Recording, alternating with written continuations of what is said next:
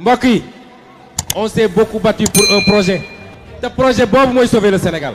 ay at juróom-ñeenti at ñuy xeex joxuñu nit xaalis.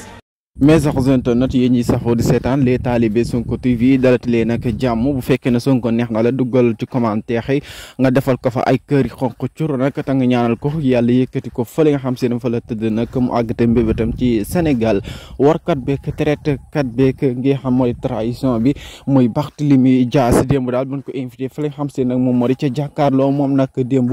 mu doon def li nga xam si ne moo di ay révélation wax na nag ba sax Sonko sax du bokk ginnaaw nag moom li muy ndamoo naan Sonko sama doomu nday la doomu nday boobu nag yow Barthélémy Dias rek dëggaloo ko benn yoon ginnaaw nag yow ak Khalifa Sall nag ndeke di ànd koo xam si nag di ko ndamoo naan dama laa bëgg te fekk di yootu rek noonam nga loolu nag la Ousmane Sonko xamul ba tax na nag yow li nga nekkee nii rek parce que dama naan ñu ñool rek ñoo la ci bàyyi yow Barthélémy Dias ndax boo toogee fii nii ci maire bu Dakar bi grâce à Ousmane Sonko rek ginnaaw moom moo la kambaajal mais daal kon waroo toog ci plateau yi rek di ko fa xalabal di ko fa yekk lu mel ne xeme. mbokk yi on s'est beaucoup battu pour un projet te projet boobu mooy sauver le Sénégal ay at juróom-ñeenti at ñuy xeex joxuñu nit xaalis